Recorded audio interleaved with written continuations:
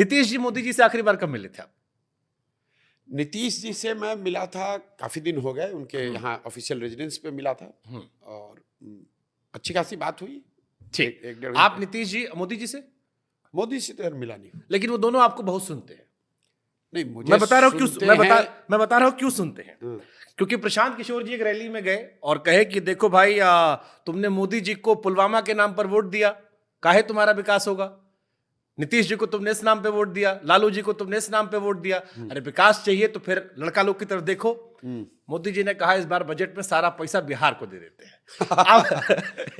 अब सवाल ये सर, सवाल ये है कि अगर बिहार का विकास करना है तो पैसा तो नीतीश कुमार जी लिया, जिनको आपने कहा कि आखिरी समय में चल एकदम बिल्कुल रिटायरमेंट तरफ चल रहा है। अगर जात पात देखना है तो हिंदू मुसलमान तो हर बार हो ही जाता है। फिर एमवाई फैक्टर आप ही लोग कहते हैं कि तेजस्वी जी की पार्टी करती है। तो जात के हिसाब से, विकास के हिसाब से कई पॉलिटिकल पार्टीज जो क्लियर है कि भाई हमारे पास पैसा है, सेंट्रल पार्टी हम है, 60,000 करोड़ हम दे रहे हैं, हमको सरकार में लाओगे तो आगे मिलेगा। हम प्रशांत किशोर को क्यों? ठीक बात है।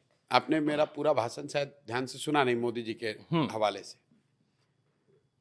पहली बात तो जो अभी बिहार को मिला है बजट में जो थोड़ा बहुत पैसा, और कितना चाहिए सर? मैं बता रहा हूँ, 2015 के चुनाव में मोदी जी ने दिल्ली से नहीं, बजट से नहीं, बजट में नहीं, आरा में सभा में पूछा और हाथ उठाकर बोला कितना चाहिए, कितना चाहिए, 60,000 दूं कि 60,000 करोड़ दूं कि 70,000 करोड़ दूं, 80,000 करोड़ दूं कि 90,000 करोड़ दूं। बढ़ाते बढ़ाते बोला 1,60,000 करोड़ का पैकेज दिया। नतीजा क्या हुआ?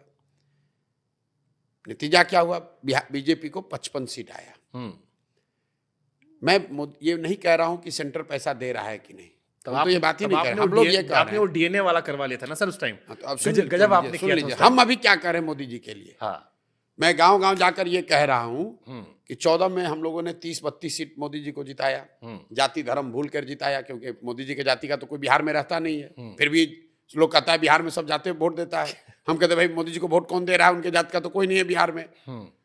14-15 में हम लोगों ने मोदी जी को यहाँ से 30-32 सीट दिया।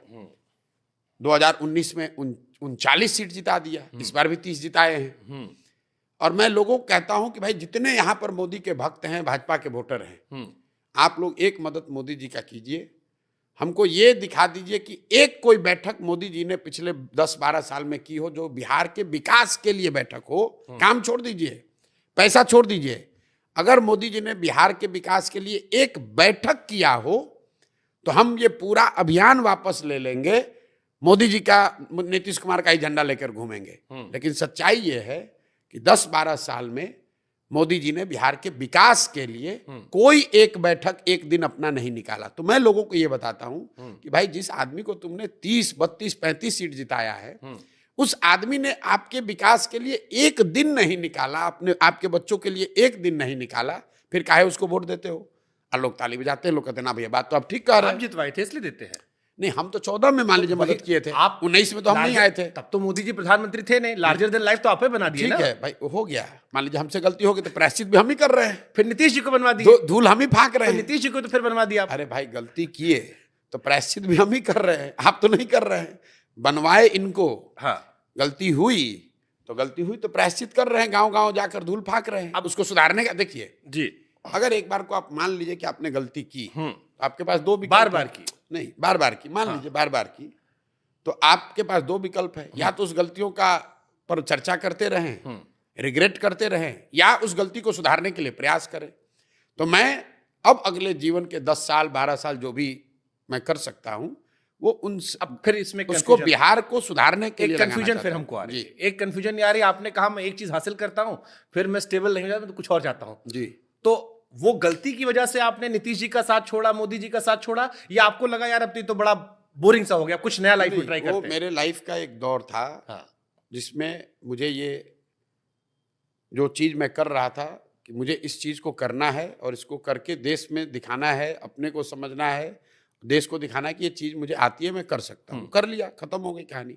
आप ये कह रहे हैं कि जो किया वो गलत था, तो मैंने आपको कहा, आप कह रहे हैं कि वो लोग कुछ नहीं किया, इसलिए मैं कह रहा हूं नहीं, अगर गलती है भी तो उसका सुधार भी हम ही कर रहे हैं। अच्छा, एक सवाल मेरे मन में और आता है, लोग कहते हैं कि प्रशांत किशोर जी मोदी जी के साथ रहे, अब मोदी जी से बिल्कुल अलग विचारधारा अमरिंदर सिंह की है। उस टाइम तो, अब तो साथी हो गए, उस टाइम अलग थी। जगन मोहन रेड्डी, अरविंद केजरीवाल, स्टालिन या ममता बनर्जी बिल्कुल कॉन्ट्रास्ट लोग हैं। तो आप क्या देख के चुनते थे? पैसा देख के चुनते थे, कंपटीशन देख के चुनते थे, या मोदी जी ने आपको आपके मन का नहीं दिया तो कहा आप मोदी जी को हराना शुरू कर देते हैं? दो तीन बातें।